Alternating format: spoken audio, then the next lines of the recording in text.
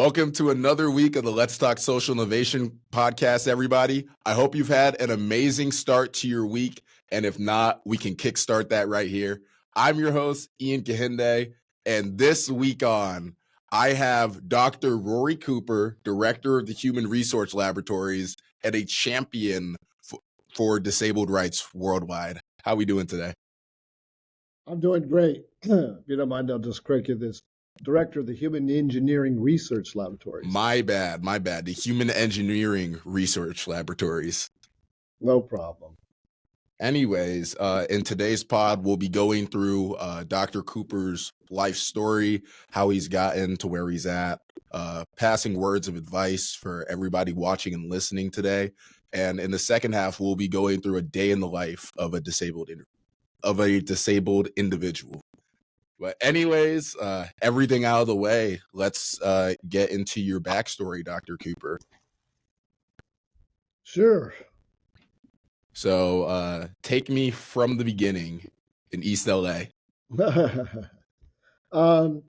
well, I was born in East LA, my sister and I, and we lived there for a few years till I started school, and then actually moved from East LA to Riverside, then up to San Luis Obispo. And my dad was a college student, and my mom worked in the bank, and then my sister and I, we spent time with our grandparents during the day, and it was it's a long time ago, so not too exciting. Please. But then my parents moved to. My dad got a job graduated from college and got a job up in San Luis Obispo, California, and we moved up there when I was my sister and I finished up grammar school there and started middle school and high school in San Luis Obispo. Interesting time. I think at the first or second group of kids to open up a new middle school there, or junior high school as they called it. And so that was interesting.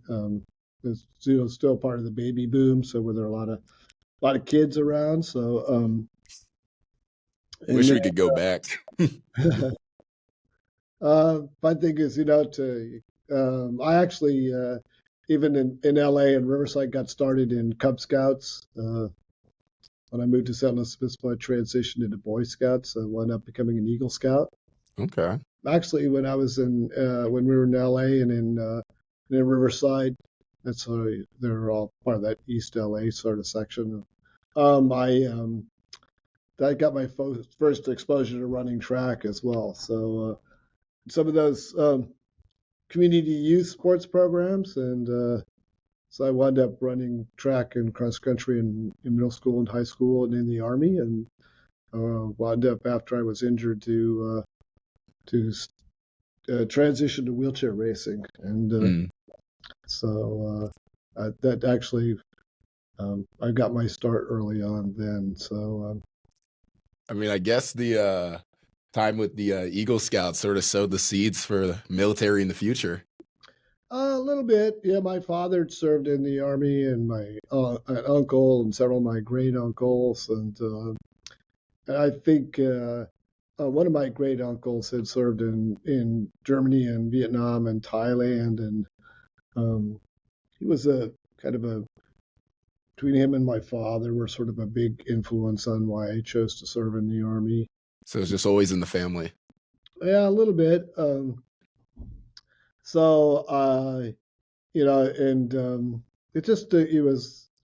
a way to, what for me was, opportunity to get out of the small town and see a bit of the world and get some, to like in the Boy Scouts, to learn about helping others and serving others. And so,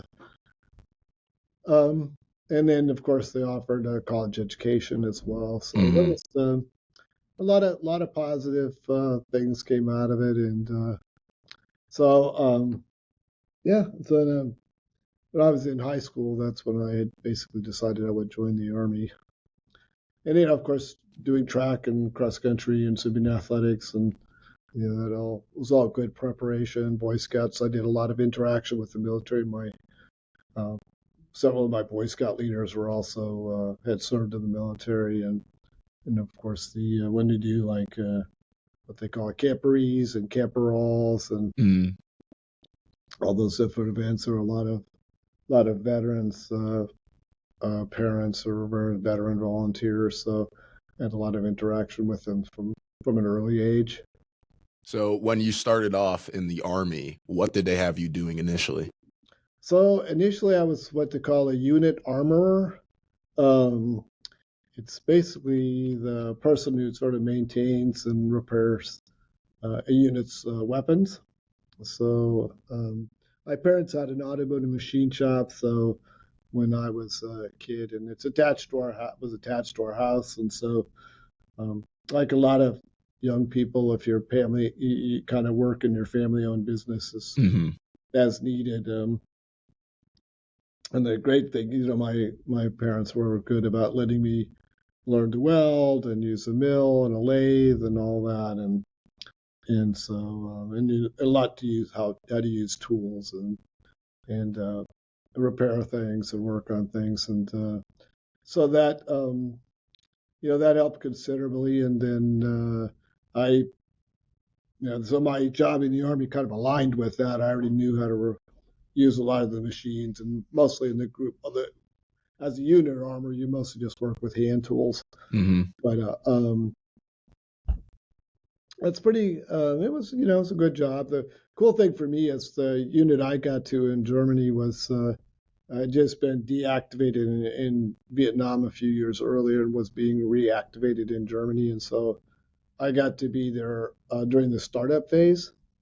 So they were all we were literally putting furniture together and putting vehicles together and picking things up and getting all our individual weapons. And it was an interesting unit. It was an ordnance unit, which is that maintains munitions. We actually were an ordnance unit that was focused on missile operation and missile maintenance, and it's a part of an air defense artillery, which is a big thing again today. And I met some lifelong friends. Some of them still are, still friends of mine, and that was pretty cool. Just getting, because we had a lot of work to do and not a lot of us to do it, so that made it kind of fun.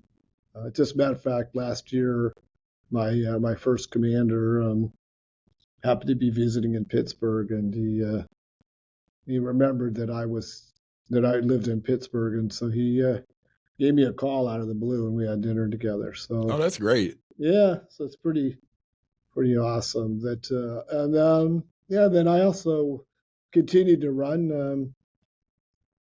Actually, that same commander was pretty funny.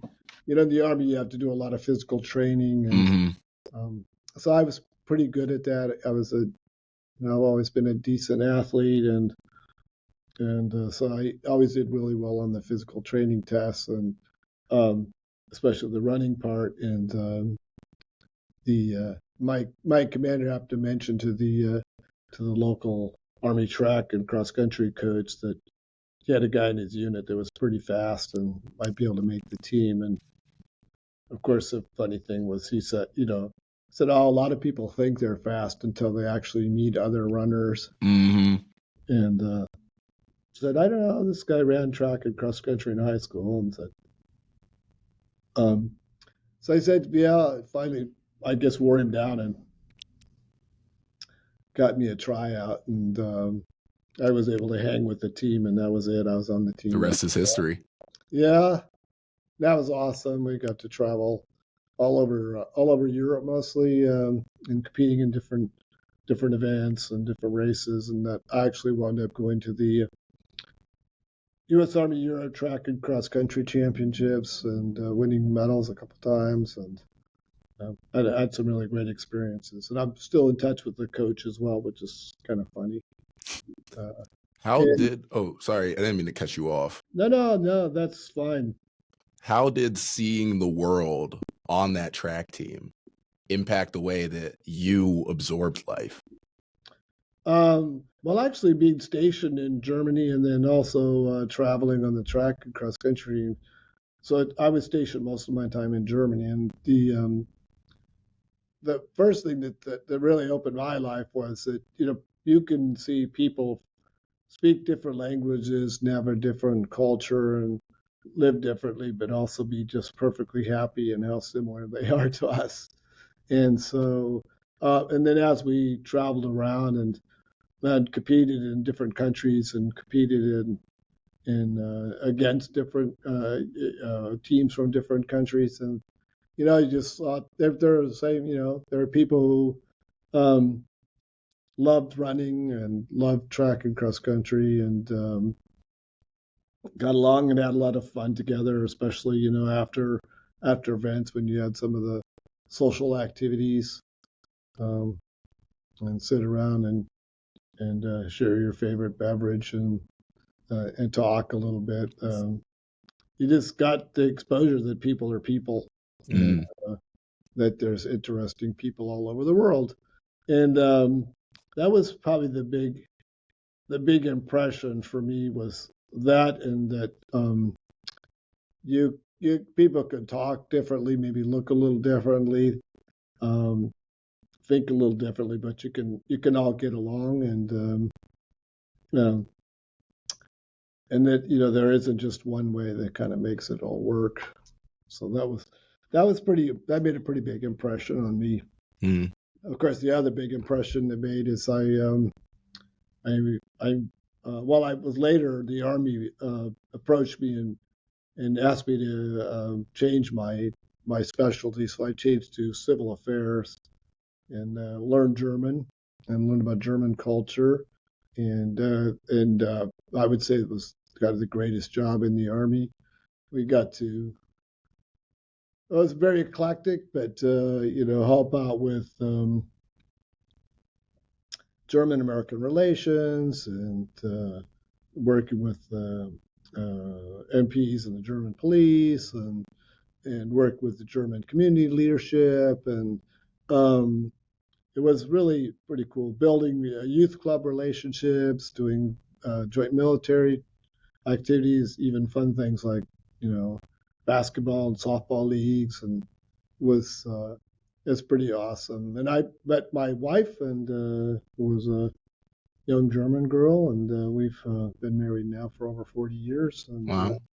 so I guess she says I took my job very seriously. But yeah, so I think it was. I learned a lot of different lessons through it. So, other than obviously your wife, what was the best thing you took back from Germany? Oh, I mean, knowing another language, which I think is important, and we speak German together still to this day, and um, and I could go over and we see family and friends and speak together, which is very useful. Um, and then I think the friendships I made, um, and I think just getting the exposure as a young person to different cultures, I think was really important. And then even our own culture. I was in LA and then Riverside and then San Luis Obispo, and those were certainly all different areas of Southern California. But when I got over there, I was originally in a 6-person room and then into a 4-person room, and I spent several years with actually a guy who was also from East LA and Riverside, which was kind of funny. We became very, very close friends. I was actually the best man at 2 of his weddings. Oh wow, two weddings. Yeah, sometimes that happens. He was the best man at my wedding, but he then the other guy was from Michigan. The other was from New York, right? And then the Army has always been, since the late 1940s, early 1950s, has been an integrated service, and so you got to know. I'd served with and ate with and traveled with and people from African Americans and Hispanic Americans and I met people from Puerto Rico for the first time and people actually one of my guys in the unit was from U.S. Virgin Islands and so that that was really kind of cool to get to learn to know a bit more about our own culture as well, right? Different perspectives and how they lived, uh, um, and so that I think that was also very important as well. And then the other thing is about leadership and just the Army is kind of a leadership academy and how you learn and and how you learn to get along and you know um, it's kind of funny. At that time we all wore olive green. About the time I was getting out, we transitioned to a camouflage. But you're kind of. I think it all gave me the real lesson that um, we're all kind of people, right? We're all, and whether that's from people from a different country or different parts of our own country. So moving on in Germany, you take me through what happened the day that changed your life. Yeah. So I'd had some knee problems, and I was cutting back on my running and using and bicycling in order to stay in shape. And it was a July morning, and I got up and so I rode my bike to the base and I went to work for a while, and then um, my girlfriend at the time we met for lunch, and she had to ride about 10 kilometers to work, and I usually worked out over lunchtime. Mainly because in Germany the weather's could be nasty cold in the morning, gets darker in the evening. If you kind of work out at noon, you can sort of work out all year long, and it's a nice break in the day. So you go do a workout, and then and we met at her parents' house and had lunch, and then we were gonna ride. I was gonna ride to work with her, which was about 6 miles away, 10 kilometers away, and then going to finish up a bike ride and then come back and go to work again. And unfortunately, I had some problems. I just had my bike repaired, and the rear wheel, when they put the rear wheel back on, it wasn't put on quite right, and so I did make some adjustments. And so she had to leave, so she got out a bit ahead of me, and so her brother and I we decided to follow after her and see if we could catch up with her. And as we were most of the time we're basically on these winery trails, but when we got onto the road, we were on a bike path, but there was a section that had to go under the street, and there was one of these cutout bus stops.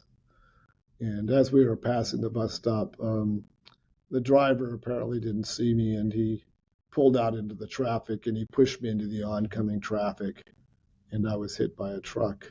Mm. And I lay on the ground for a while. I woke up. I was conscious at the time and realized I couldn't walk. And then the ambulance came and they asked me if I exercised a lot because my heart rate, I think, was pretty low. And it's always has been, actually. But took me to a hospital.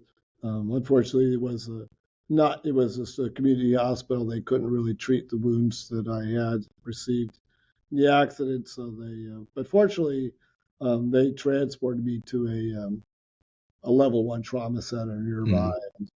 I was again fortunate to have there was a very young doctor on duty who was sort of up to speed on all the current medical emergency treatments and also on orthoscopic surgery and so yeah, I went there. And then had a pretty rough about 3-4 days where I was kind of on the edge of survival or not, and then I sort of turned the corner, and then was in intensive care for about another 5-6 weeks till I was stable enough for the Army to come pick me up. And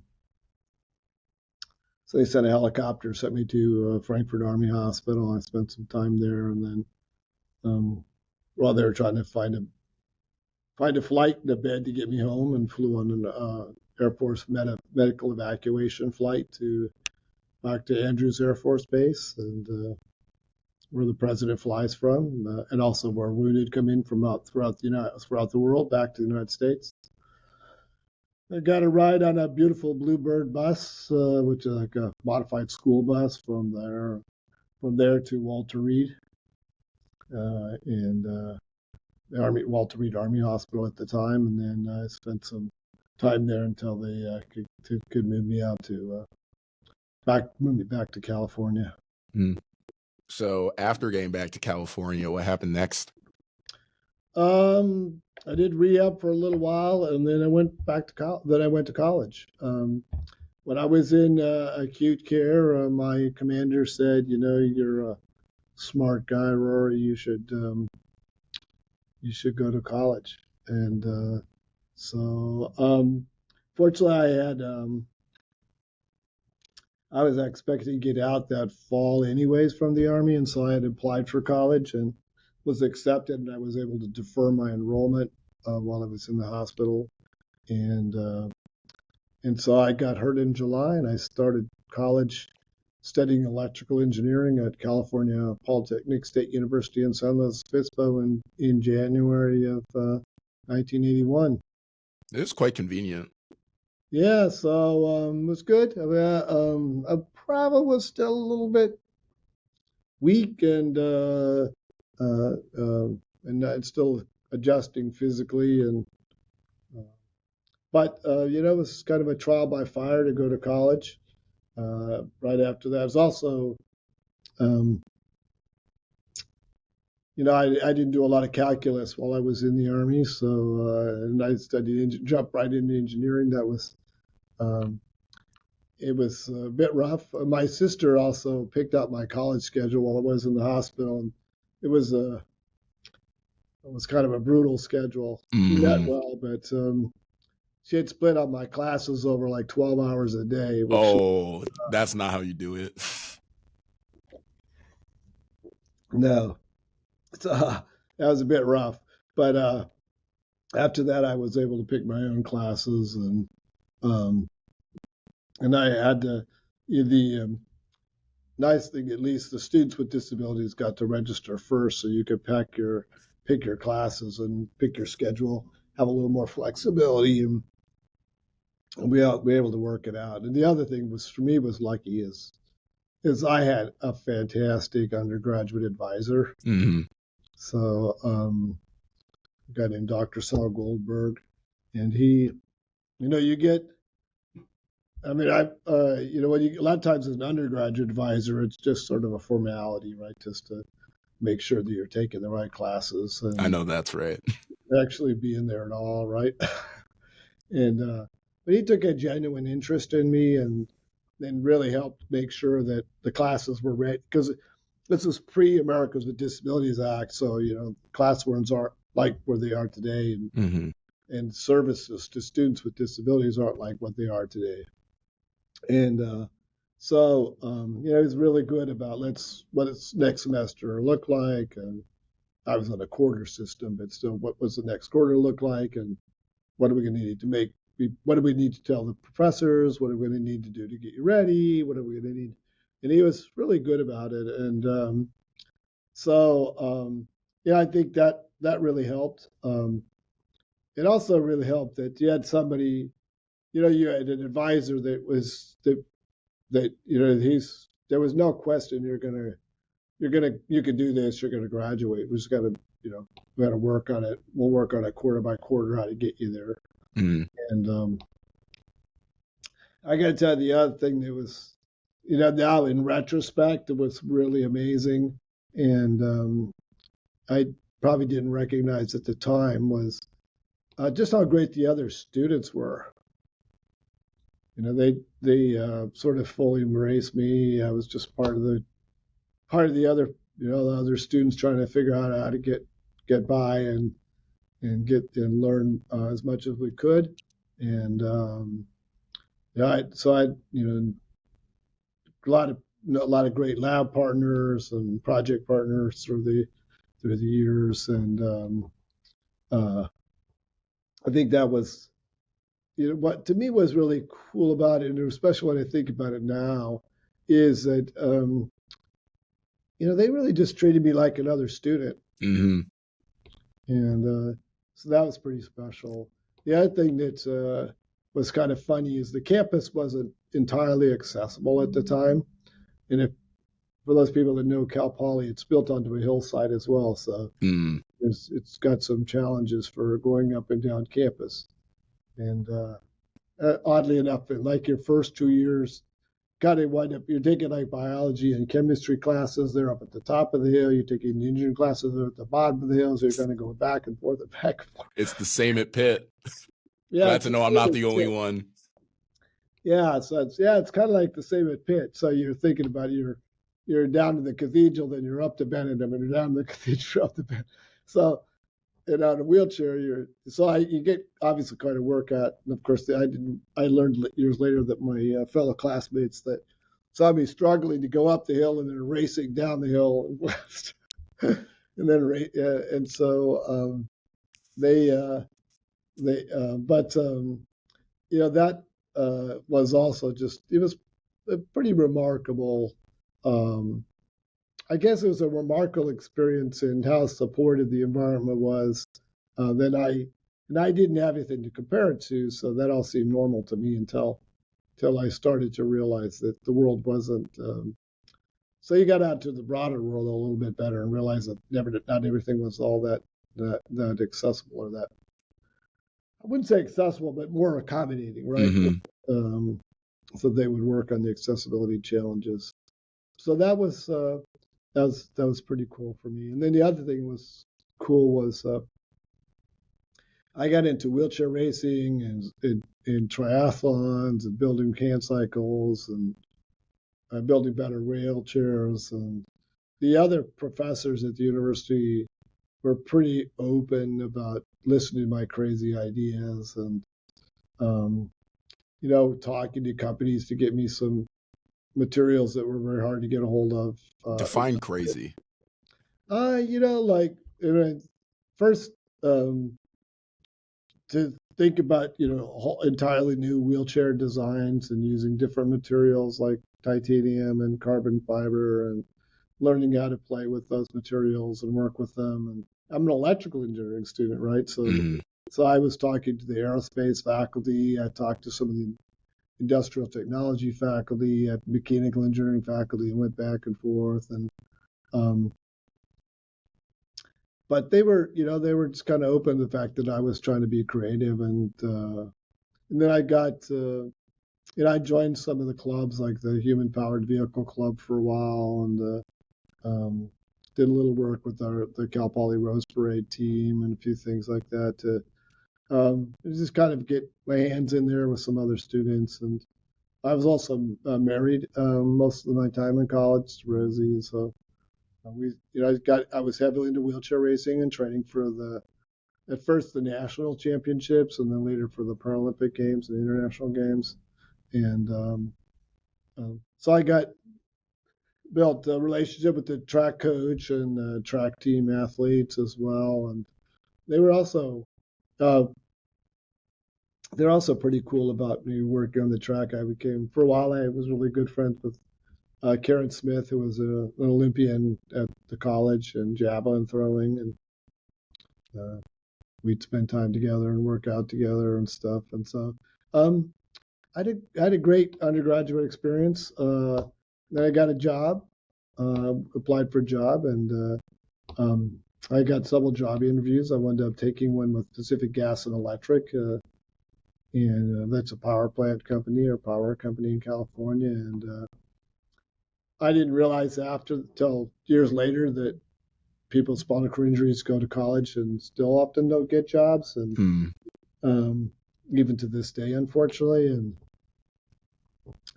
And I and that was pretty interesting. It was a great time to be there. Was they were doing the startup for the opening of Diablo Canyon nuclear power plant, so got to see a lot of the plant operations that you wouldn't normally see if it was a full operating plant. Um, I worked with some great apprentices who taught me a lot, and then also that's where I got the opportunity to learn about teaching. The first Cal Poly asked me to teach a little bit of electrical engineering, mechanical engineering students, but then PG&E asked me to teach some of the students to be becoming plant operators, or some of the apprentices. They're some basic electric circuits and some little bit of math, basic electronics, basic electric circuits. And so I guess it was probably, I don't know if it was good for them, bad for them, but it did get me interested in what teaching would be like. And um, I got my master's degree while I was working at Pacific Gas and Electric, which I did in business, and I did in Masters of Engineering, which is a combined business degree, engineering degree. Mm-hmm. I thought I would stay in the industry and work my way up to be like an engineering manager. But then I changed paths altogether, went to UC Santa Barbara and to get a PhD. Now, I do have one question about your working career. So, working in engineering, which, is typically less physically intensive than a lot of other jobs could be, do you feel as though the differences in terms of, physical abilities between those who are non-disabled and those who are, do you feel like the playing field was more level and equal? I think so. I mean, one thing about being engineers, and most engineers are pragmatists. They really don't care who you are or where you came from. They really care, can you do the job? They're mostly, you're taught to be a problem solver. So I've always had pretty good relationships with my engineering colleagues and engineering students, and that regardless of where I've been, they just, because I think I like the mindset, um, and you know, I, and I they like some people, not everybody, but a lot of engineers kind of internalize it, right? So like I am an engineer, like it's not like I do engineering. Mm-hmm. And so I think you're right. I mean, there's some physical parts of engineering, and it depends on what type of engineering you choose. Electrical engineering was perfect because they usually isn't a lot of heavy lifting or that sort of thing. Although you get into power engineering, you might be going out on jobs and power lines and things like that. So you got to make choices. But yeah, I mean, really, it's more about your creativity, your planning ability, and just your intellect in engineering. So, and then you can sort of find your niche, right? Everybody's. So it's worked very well for me, and one of the things that I like to do is encourage other people with disabilities to pursue engineering degrees or STEM related degrees. So I've had a number of students use wheelchairs or power wheelchairs or have other forms of physical and some hidden disabilities, study engineering, and I think it's worked pretty well from them. The other thing about it is, you can make a good living in engineering, and you likely have a good job, and since it is a pretty practical field, you can not only help yourself at work, but if you listen carefully, especially in the lab courses and stuff, you can helps you even around your own home. Mm-hmm. Yeah, the money can help combat a lot of the hidden cost of having a disability. I feel like a lot of people who are not disabled do not think about that existing simply costs more. Oh, no question. So there's, I mean, two things with a disability for sure. That so I, a little bit of the sad part is when you're young, like I was, you have to learn to become organized and mature much faster. Right. So you don't have as much time for youthful indiscretions, and and it is more expensive, right? You've got durable medical equipment and other supplies that you have to pay for. I'm lucky. I'm a veteran, so the VA does a great job of covering many of those expenses for me. But still, I have fewer home choices, so I have to do modifications. And then of course all my home anywhere I live, which is challenging when we were renting, especially pre-ADA, to find a place that you could live, and then find a landlord that would like allow you to install grab bars or widen the doorway or put a ramp in. Um, and then even so, even in our own home, we had to put an elevator in, or we had to put ramps in. We had to, widen doorways and modify bathrooms, and then all modify windows and handles, and there's and those are just a lot of expenses that can go into the thousands and tens of thousands of dollars that people just don't realize that that just have to become part of your daily living, right?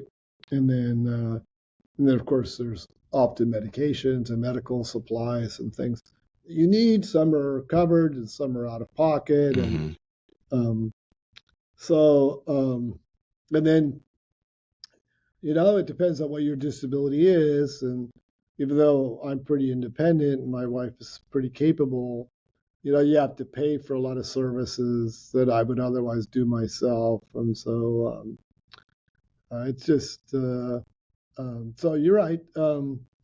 It's so there's some pragmatism, there's a good argument for why I encourage young people to look into STEM fields and engineering as a career choice. So you have that income, and specifically that discretionary income, to help level the playing field a little bit, so you can live a more healthier, more comfortable life than you might otherwise be able to live, and maybe a little more, I wouldn't say independent, but with more autonomy. Right. I mean, I mean, to be honest, I've always had to rely on the assistance of others, but it gets a little bit easier if you can, you know, pay for people to do things, or, and then the other thing is that there's only certain cars I can really drive, and I have to pay for the modifications to be done. And then you have to drive a bit of a newer car, because you really can't. It's not safe to be stranded out there on the street somewhere. And so you're right. So there's a lot of things that, a lot of expenses that people don't necessarily think about. So, second to last question before we hit this week's artist spotlight: how did we end up heading research in Pittsburgh? Great question. So there's kind of three important steps. So when I was a graduate student, I noticed that the students, we used to like go to this little place on campus that sold, inexpensive drinks and chili and food, and we'd come from all different even from different schools, like physics and chemistry and engineering and different labs, and we would talk. But all the faculty had sort of individual little labs, and their graduate students were sort of in these pods. And then when I was in the Army too, we worked as a team and across, a unit or multiple units together. And I thought, that seems just to be much more efficient. And if the faculty would do kind of what the students do anyways, right? Students helping each other solve problems and challenges they're facing, that it might make research and design and development be much more fun, more and go faster and be more and be more progressive. Mm-hmm. When I went to Cal State University, Sacramento, my first job after getting my PhD, I started to create this model called the Human Engineering Laboratories. We got students from biomedical engineering and mechanical engineering, electrical engineering, some from civil engineering, and also from exercise science and kinesiology and biomechanics, and even from neuroscience, working together. And when an opportunity came to come to the University of Pittsburgh, I brought some of those students with me, even brought a couple of my colleagues with me eventually. And then, we thought I'd create the Human Research Laboratories where we worked together. And one of the things that made the PIT attractive was one day opportunity. I did a postdoc in the VA in Chicago as well, in Heinz VA in Chicago. Was to have the opportunity to work with the university and the VA together, have a medical, world-class medical school or medical center, health sciences here, Carnegie Mellon University, all in one spot, literally all within walking distance of each other, Mm-hmm. rolling distance, and what kind of potential that would have if we get everybody working together. And it was great as University of Pittsburgh and the VA in Pittsburgh were recruiting me as this long-term plan to build up, really expand research. And at the time, in late 1980s, early 1990s, they were looking to really become a powerhouse in aging research and in orthopedics research and sports medicine, as well as in rehabilitation, which I think it has achieved that goal. Later on, they added bioengineering, which I think it's kind of achieved that goal as well. And it's always pretty exciting. And so, the VA in Pittsburgh and Pitt put on sort of a full court press to get Rosie and I to come out. And so they offered me some space in the VA, and we were able to have success early on getting some grants, and made some relationships with some great colleagues, like early on was like Mike Boninger and Rick Robertson and Lou Penrod,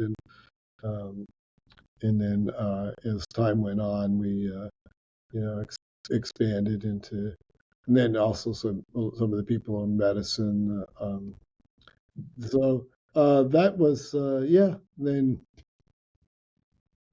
it's kind of we're 30 years old now, and so it's kind of come from there. So for me and two students, and then Mike Boninger came on shortly thereafter, and then Paula Stankovic and others, and just kind of kept blossoming. And I've been very fortunate that it's one that we're still around, being funded off of soft money. And then we're very lucky that Paralyzed Veterans America supported us from almost really literally from conceptualization to today. The FISA Foundation, a local Pittsburgh foundation, is also was very supportive. It's been very supportive over the 30-year period as well. And then other veterans organizations and other disability rights organizations. So it's so far it's been a remarkable ride, and we've been able to influence make a lot of positive difference in a lot of people's lives, and as well as train some pretty amazing people that have gone off to start their own programs, or become department chairs, or become recipients of major awards and members of national academies. So I think I think there's substantial evidence that we were on the right track. I think it's great that you can add so much value to the world, Now, one more thing to touch on. Just last year, you were awarded a Medal of Technology and Innovation from Joe Biden himself at the White House. What was that experience like? Well, certainly was an awesome experience. To me, what was really amazing was that the field of assistive technology, rehabilitation engineering, was recognized at that level. If you look at some of the other recipients, right, they were there for the creation of 3D printing or electronic voting machines, recombinant DNA technology, things like that. So it's to me, when you look back in my perspective at how when I was first injured, we were called handicapped, Mm-hmm. And then now to be recognized as a person with a disability and for the work to improve the lives of people with disabilities, and actually really to improve the lives and provide um, create a better America, a better world, because I think a rising tide raises all boats, right? So if we can make the lives of people with disabilities, um, then better, then it makes everybody's lives better. And a lot of things that benefit people with disabilities benefit all of us. Mm-hmm. And so to get the opportunity to be with those people, and what was also amazing was they were they really embraced me as as I was in awe of them, of the other recipients, and um, all of them were very, very gracious, very friendly, very committed to improving people's lives as well, which was really kind of heartwarming when you see people receive this. It's the highest award uh, for innovation, the highest award for science for in the United States were presented there, and to find out that all the recipients are actually really quite remarkable people, not only for their scientific and technical contributions, but just for their humanity. And to see the president do that, and my wife was able to attend, as well as was Dr. Rutenbar and Dr. Gable, the chancellor, and actually Mr. Koenig, the CEO of the VA Pittsburgh healthcare system. My wife, being who she is, she asked the president, why he made so much time and how he could find so much time and why he made so much time to be there, because he was probably took 2 hours out of his day, maybe 3 hours out of his day, and he basically said because there's so much positive going on in the United States that we often don't hear about it, and this is a chance to recognize people who have truly made a positive difference in America, and I want to spend time with them. And I think that, and after being there, I can understand, because I enjoyed spending time with everyone as well, and actually, a lot of us have stayed in touch and are communicating back and forth, and so just being connected to that network is pretty amazing.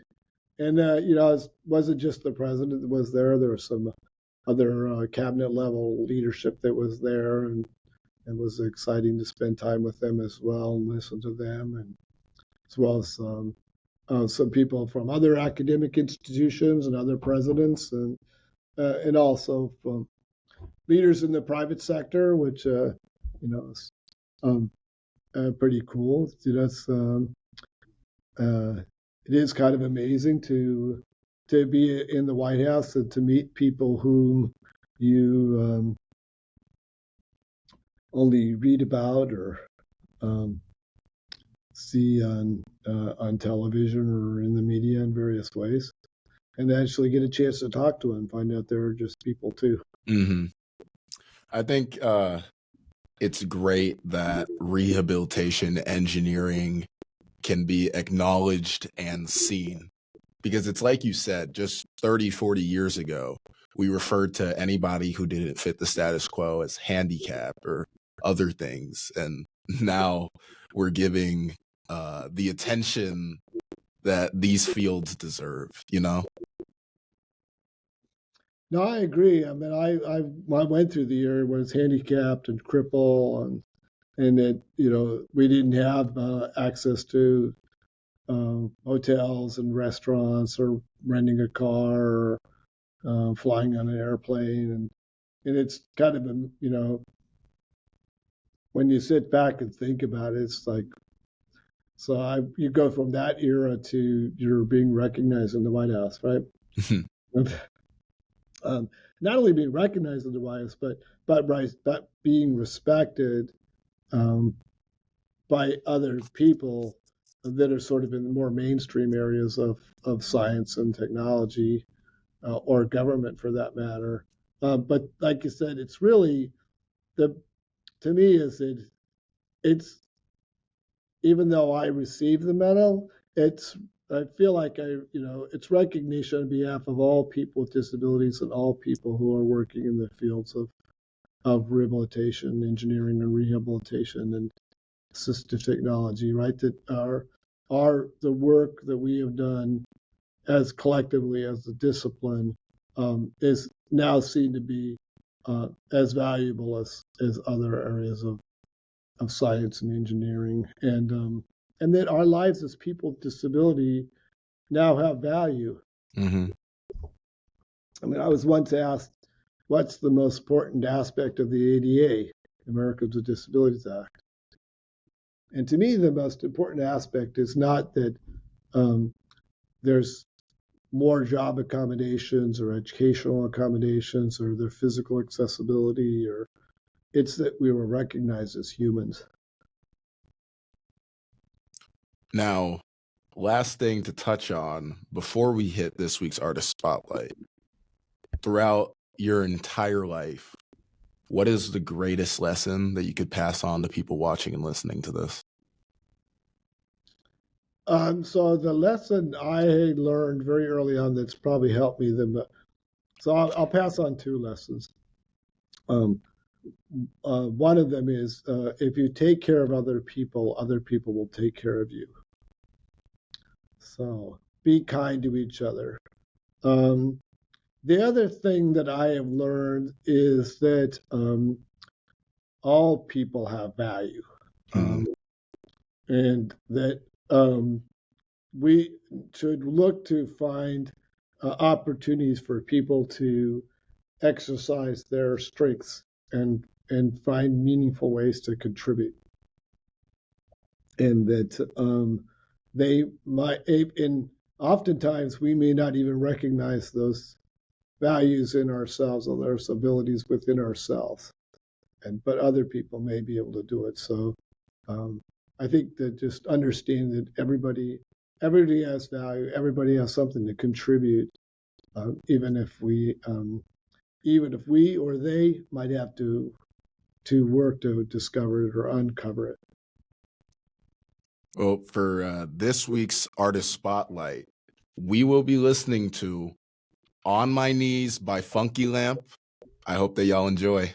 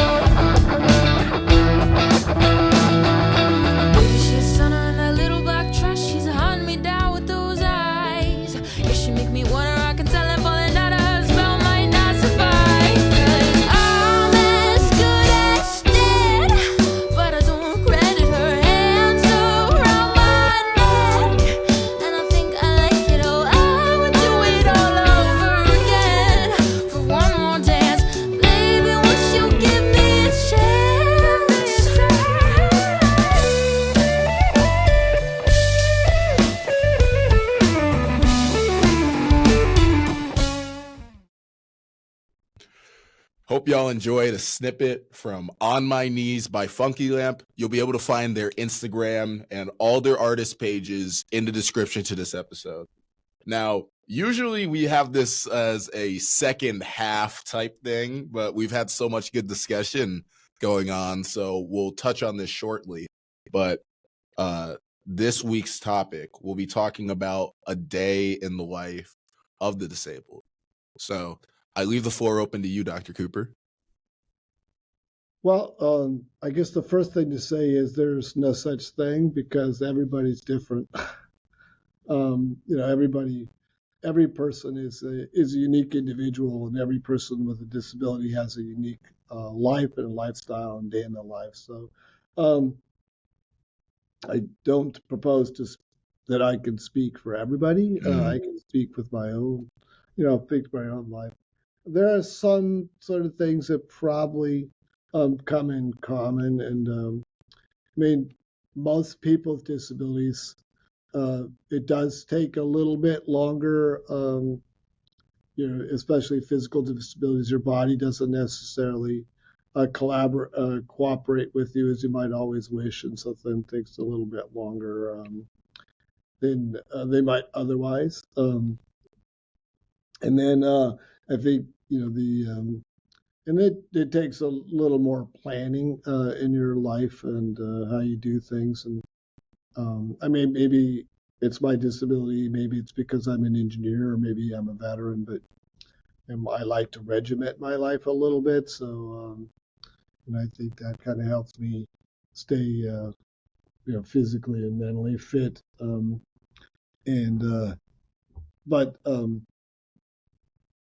In my life, I typically get up in the morning. I have my morning routine. I work out. I check a little email, get ready for work, and then come into the office. And most mornings I have a meeting starting right off. Monday mornings I always start off with a team meeting just to get touch base with everybody.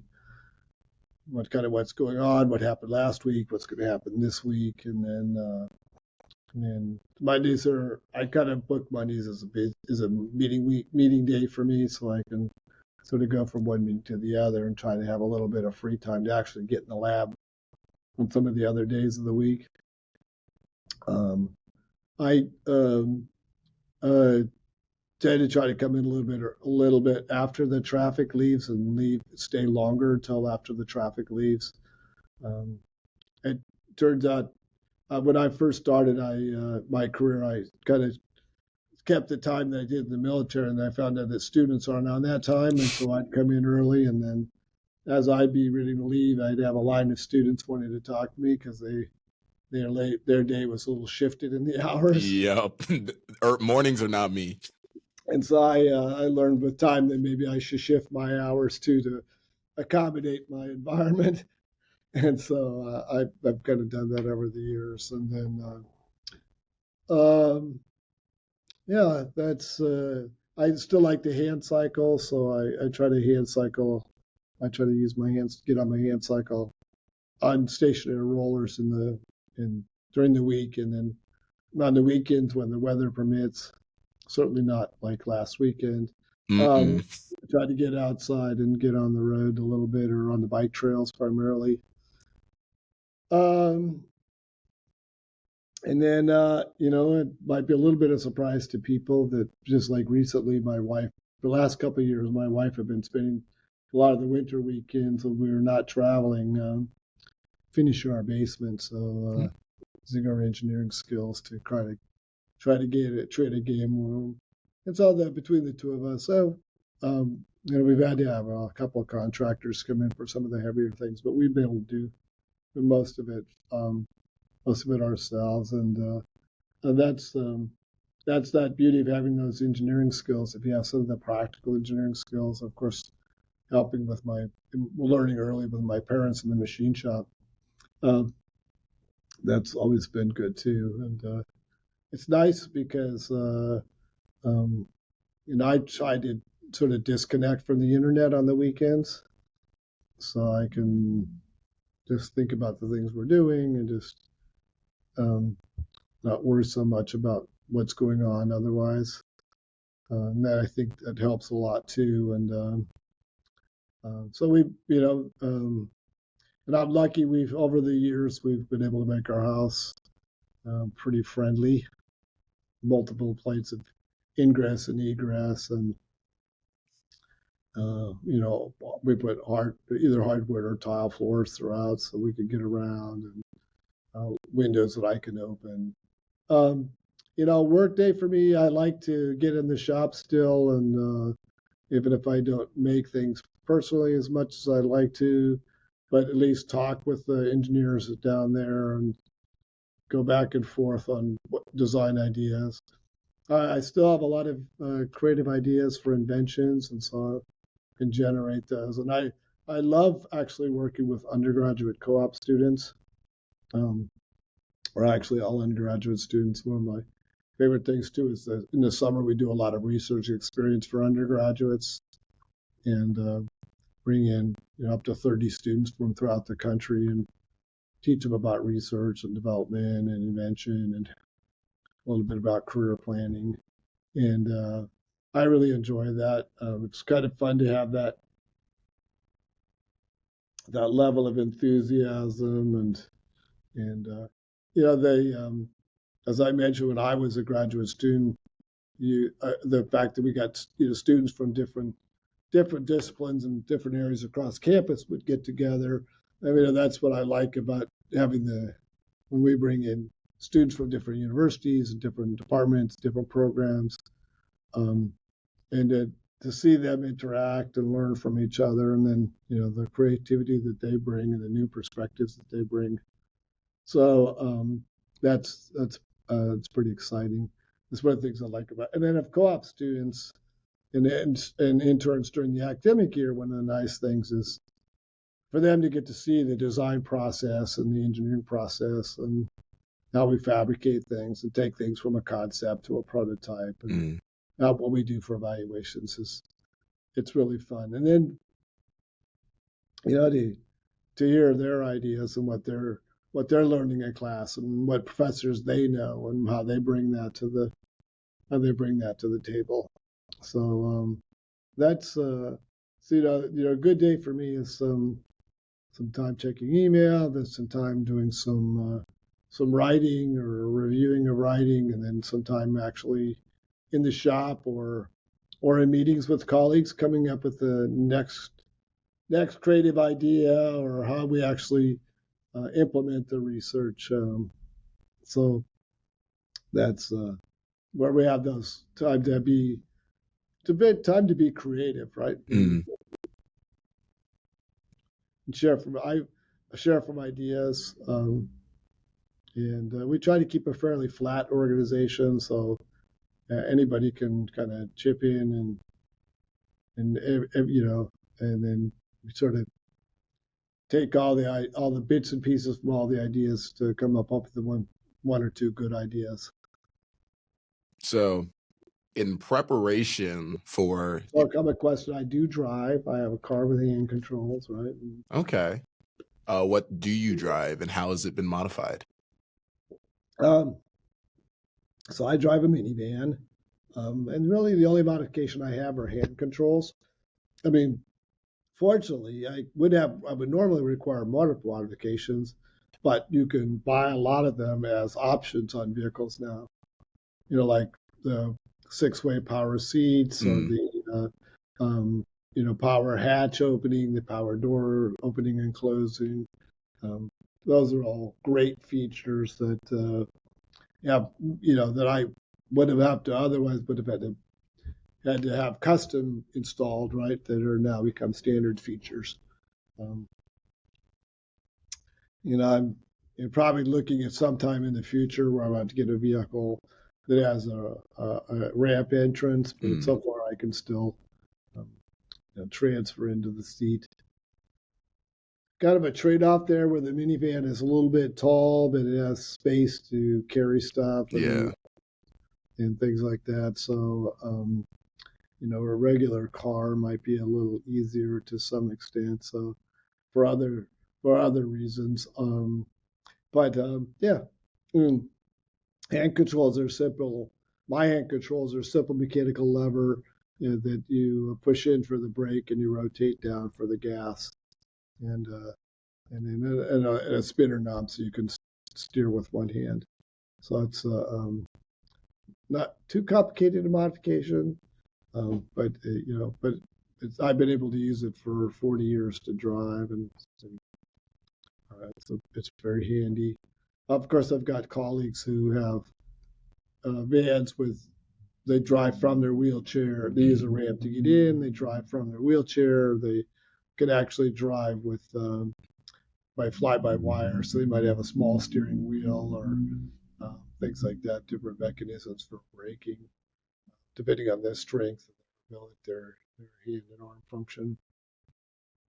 So you bringing up driving, I was actually just about to start this quick segment where I was going to bring up pain points that personally, me as someone who does not have a disability, it's not something that I would think about being a completely different experience for someone like you in a wheelchair.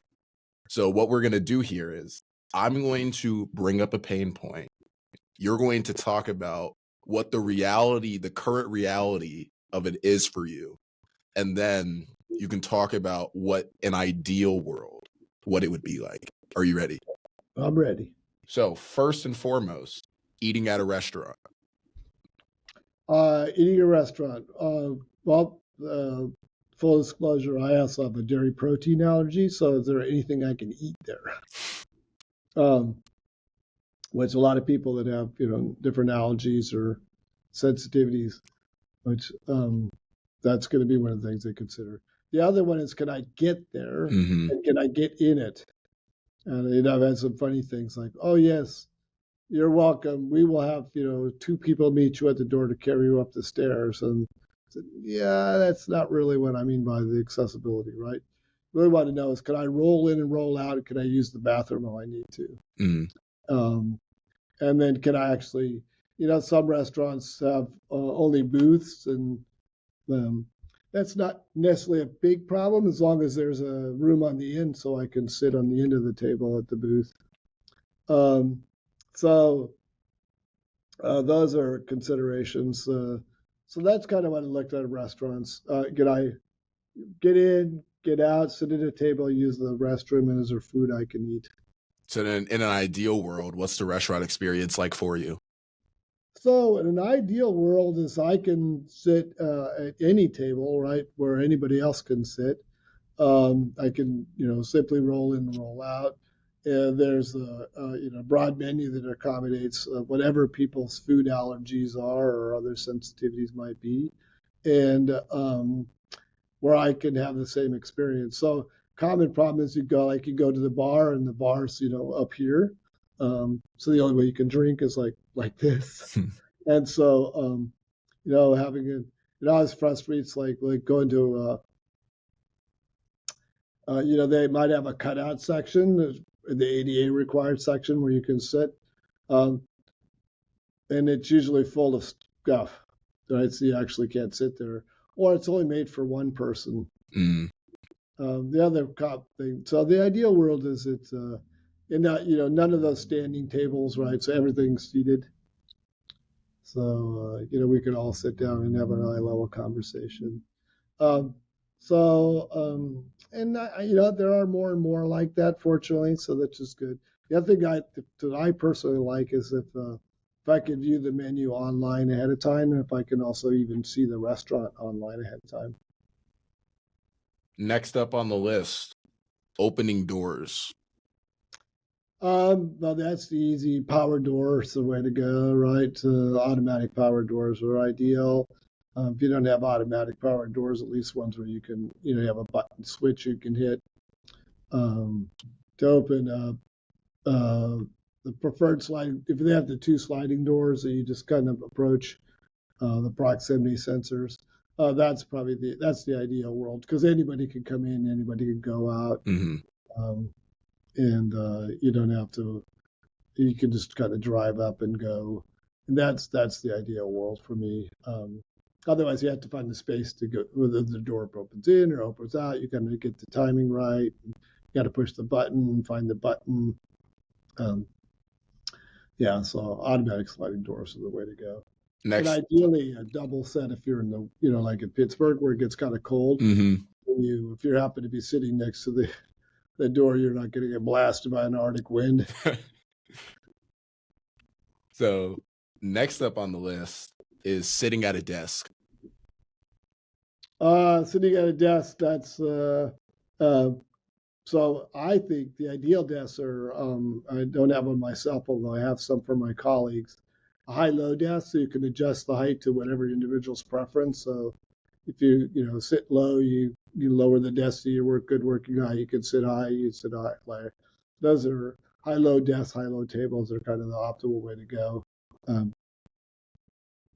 But mainly you want the clearance height so you get your wheelchair underneath of it without having to work up here, right? Mm-hmm. And so that's the same thing is true of sinks, right? You want to be able to get up to it, but not too low you can't get to it, not too high though that you're trying to wash your hands over your head. Mm-hmm. See, that's something I didn't even think about. I didn't even think about asking about sinks. Yeah. Same thing with toilets. Squat toilets with a hole and two footprints on the floor is not really great. Mm-hmm.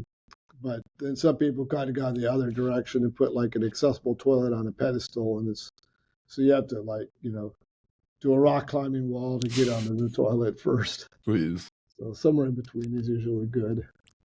So last one that we're going to touch on are social events.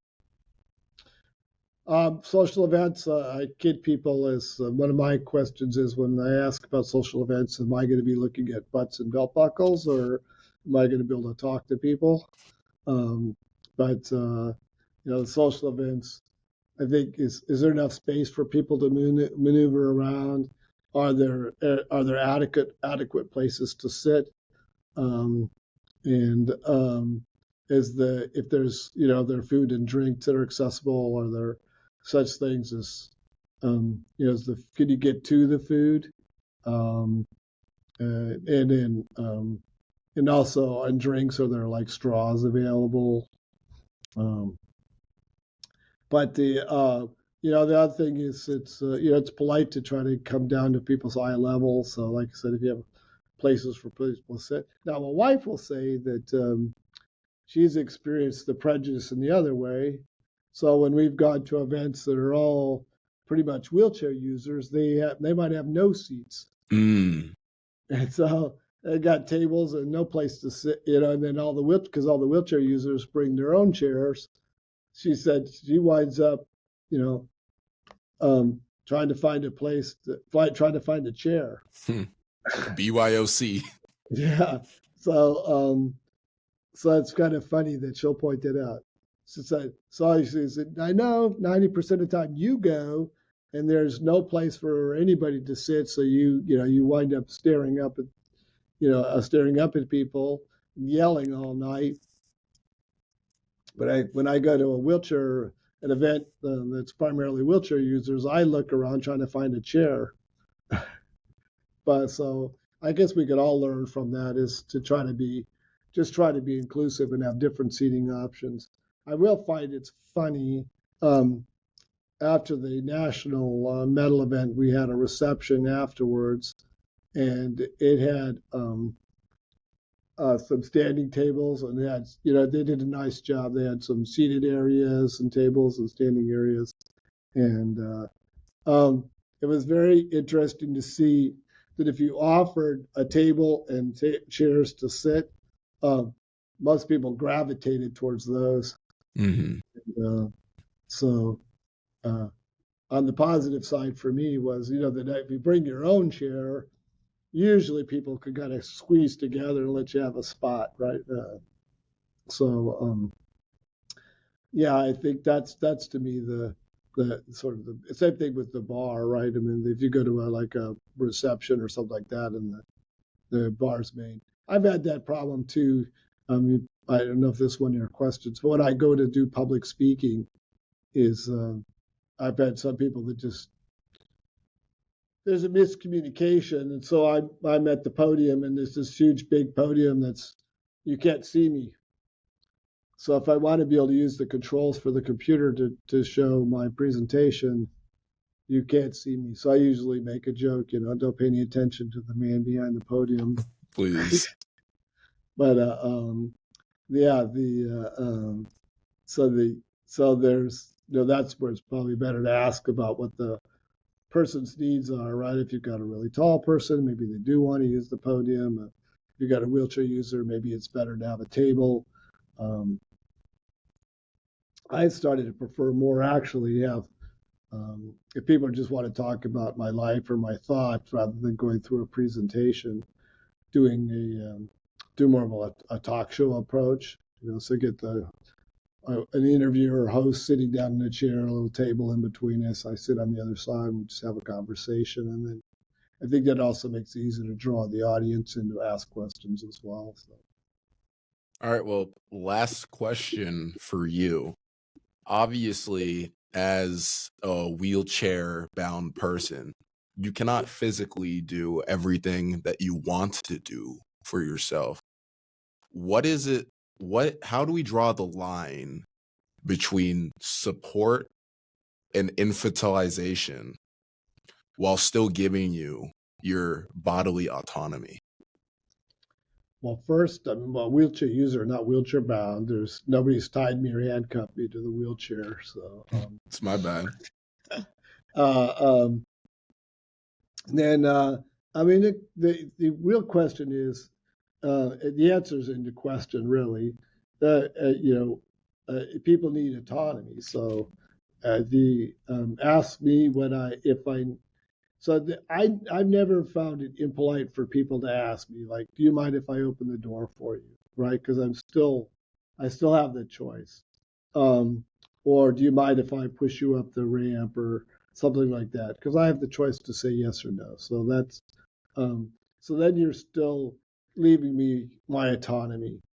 What bothers me is when you just grab me or start pushing on my back, or you cut in front of me to open the door, assuming that's what I want. So the other thing is, you talk about infantilizing. So I think we've gotten much better. I think probably as a result of mainstreaming kids with disabilities in school and seeing more people with disabilities out in the community. I used to get people that would ask at my wife, or if I went to lunch or dinner with a friend, and they would ask the other person what I would like for lunch or what I'd like for dinner. And my wife has got very good at it, and a lot of my friends are like, "Why are you asking me? Ask him. He's the one that's going to eat it." And then that usually people are like, "Oh, I'm sorry." And then, so the other thing that it's what's kind of embedded in your question is that I'm not capable of, that you're making the assumption. You don't want to make the assumption that the person's not capable of making their own decisions, of deciding what I can and can't do, what I do, what I want and don't want, and and I would be willing to bet the average person would underestimate what I can do and what I can't do. I mean, I have a full machine shop, metalworking shop in my basement. I can make a lot of things. I have a standing wheelchair that I can use to stand. I can complete a marathon in my hand cycle faster than anybody in the world on their feet. Mm-hmm. And so you can, I can still do math better than most average Americans. And I think I'm a better engineer than most average Americans. And so I think there's a lot of things that, and I'm fortunate because, my wife and I've managed our money well, and, we can afford more things than maybe most people can too. So you shouldn't assume that I can't pay for something or do something just because I'm in a wheelchair. So, and I think that's true for everybody, right? So you don't know. I don't know your situation except that you're a student doing a podcast, right? And you know, you don't know me well enough to know my situation, so the best thing to do is ask, right? Because you know what you need and what you want, what you can do better than anybody else, and I know what I need and what I want, what I can do better than anybody else. And so just ask the person, um, and then the other part of it is listen to them when they answer, right? Mm-hmm. Um, and you know, there's um, just ask respectfully, right? Just do you mind if I open the door for you? You could say, you know, that's polite, it's respectful, and you give the person the opportunity to say no. It can go the other way though too, to be interesting enough. Um, I've traveled a lot around the world and some low-income countries, and you know, where the accessibility isn't all that great, or let's say the physical accessibility isn't all that great, but the sense of community and the sense of helping each other is much greater than it is in many places in the United States. And it makes up the difference. And it makes up the difference. So so I happen to be one of those people that, you know, I don't mind um, if I want to see something if I'm in whatever some country that's not accessible, but I'd like to see something, and it takes a couple people to carry me up the stairs. Uh, if that's how it's done in their culture, I don't mind, right? And um, you know, that might be at least where they are at this time. That is their perception on accessibility. But they would do that for anybody that needs it, right? If you're a wheelchair, or you're older, or you happen to be injured that day, or whatever, right?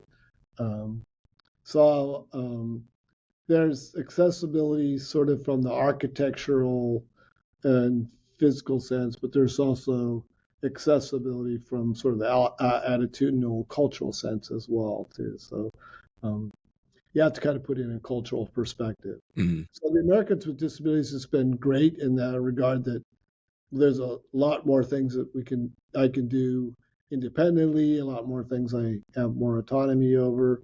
Um, but I think in some ways it's also um, culturally been positive in many regards, but we've lost some things like a little bit of the sense of community, I think.